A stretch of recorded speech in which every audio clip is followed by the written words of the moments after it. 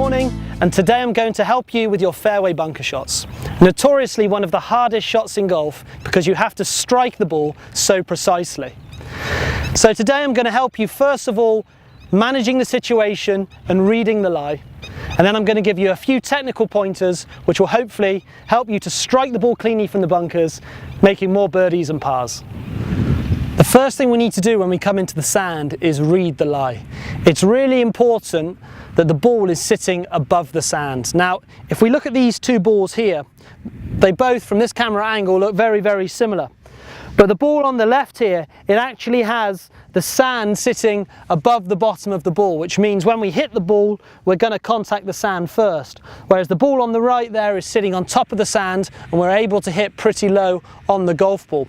So already, if I would come into the bunker and I had these two lies, this one on the left, I would automatically know that it's only probably going to go about 80% of the distance, whereas the ball on the right, I'm able to get a clean contact on. Now, years ago when golf started, bunkers were seen as a real hazard. If you look at a lot of the old courses, they have very, very deep bunkers with high faces where you can only really pitch the ball out. Nowadays, golf courses have made the bunkers much longer with much lower lips to make the courses much more playable. Now, here at Alzora, quite a lot of our fairway bunkers, they have high walls, so if you are close to the face, you're going to have to think about just pitching the ball out.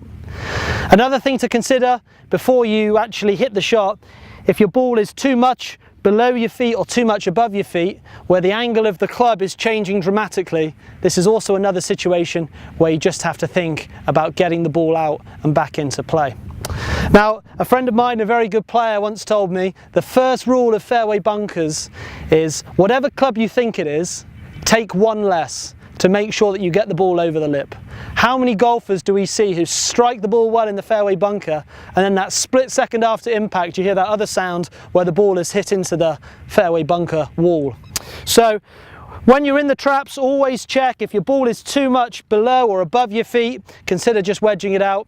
If you're close to the face, again, you might have to just hit a sand wedge out. And then whatever club you think you need to get the ball over the lip, it's probably a good idea to take one less. So a couple of tips that I was given for technique from the fairway bunkers. The first one was always to stand tall at the start position. Try to feel like you're really tall, and the reason for this is we're going to try to keep our height throughout the swing. We do not want our chin to drop at any point during the swing because this is going to make contact much, much harder. So standing tall at address, holding down the club just a little bit. And then what else is really important is that we don't move our legs too much. Now, if you're in nice firm sand, you can move your legs more, but if the sand is soft and your feet are moving a lot, you want to try and keep your lower body still. Because if you get to the top of the backswing and you start to drive with your lower body, then your feet are going to move in the sand, and again, a precise contact is going to be extremely hard. So it's a nice tall start position. We're going to swing up, we're going to feel like our body stays more still, especially the lower body, and then we're going to feel like the club head here swings past the hands, and then we swing through into a good finish position.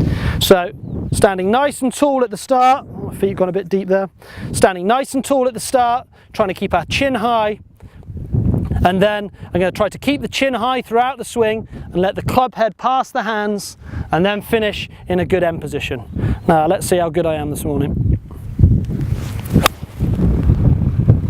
That was a pretty clean strike, it's on a good line.